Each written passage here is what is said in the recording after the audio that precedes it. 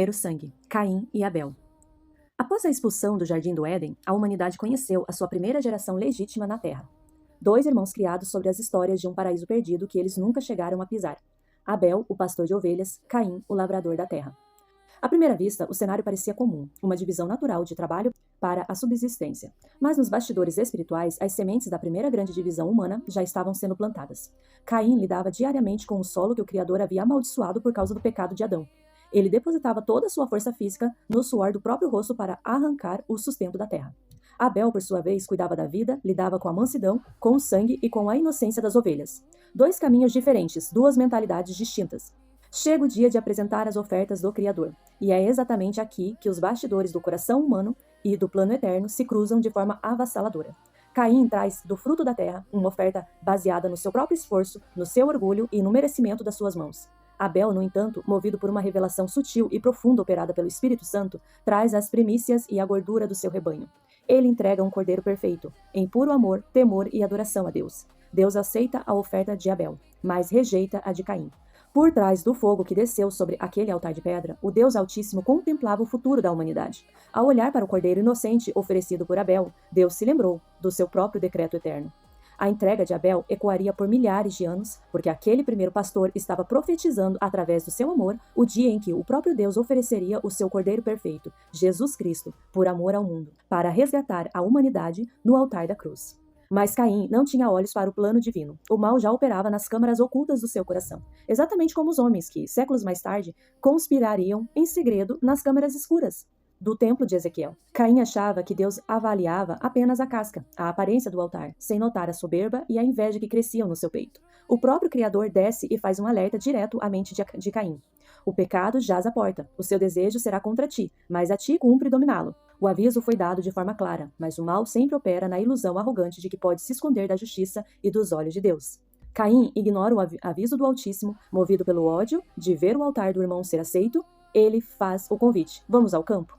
Nos bastidores do plano maligno que soprava em seus ouvidos, o objetivo não era apenas tirar a vida de um homem, mas interromper a linhagem da fé e calar para sempre o testemunho daquele sacrifício profético. No silêncio do campo, longe dos olhos dos pais, o primeiro golpe é deferido. O primeiro sangue humano toca o solo da terra.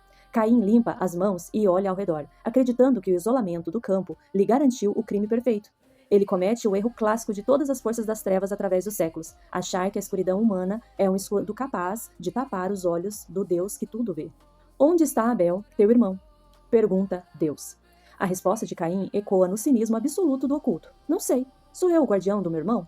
Mas não existem segredos para o Deus Altíssimo. A voz do sangue de Abel chamava da terra por justiça. Caim é julgado, amaldiçoado pelo Criador e marcado para sempre como um fugitivo errante pelo mundo.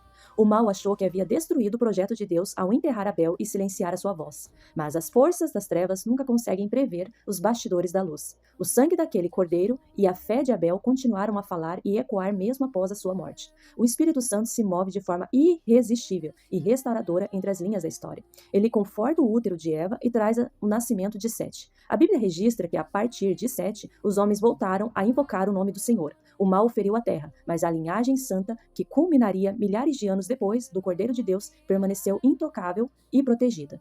A tragédia de Caim e Abel não ficou guardada na pré-história. Ela foi, na verdade, a certidão de nascimento de todas as guerras que a humanidade já testemunhou. O espírito de Caim, que opera no oculto, que odeia o altar e a adoração do irmão e que tenta resolver as diferenças através da eliminação física, é o mesmo espírito que desenhou as guerras civis nos livros de Reis e Crônicas. É o mesmo ódio, séculos depois, levantaria barreiras ideológicas e muros de concreto para separar irmãos de sangue na Alemanha e na Coreia. A história mudou de cenário, mudou de exércitos e modernizou as suas armas, mas no fundo, os bastidores continuam exatamente os mesmos. Irmãos e nações rivais, Jacó e Esaú. A guerra espiritual que começou nos céus com a queda do anjo rebelde e que derramou o primeiro sangue no campo de Caim e de Abel, agora invade o lugar mais sagrado de uma família, o ventre de uma mãe. Rebeca, esposa do patriarca Isaac, carrega gêmeos, mas essa geração não traz a paz esperada, traz uma dor profunda. Os bebês lutam e se chocam violentamente dentro dela. Nos bastidores espirituais, Rebeca decide buscar ao Senhor, Deus Altíssimo, no secreto do seu clamor e recebe uma revelação profética que mudaria para sempre o mapa do Oriente Médio. O Criador lhe diz: 2 nações estão no teu ventre. Os 2 povos se dividirão das tuas entranhas. Um povo será mais forte do que o outro, e o maior servirá ao menor. Duas linhagens, dois destinos traçados antes mesmo do primeiro choro. Ao saírem para a luz do mundo, o primeiro nasce ruivo, forte e coberto de pelos. Esaú, o homem da força física, o caçador. O segundo nasce logo em seguida, com a mão firmemente colada ao calcanhar do irmão. Jacó, o homem das tendas, o estrategista pacato. Os meninos crescem. Esaú se torna o favorito do pai, dominando o campo, os animais e as armas. Jacó, o favorito da mãe, cresce dominando os bastidores da mente, da estratégia e da paciência.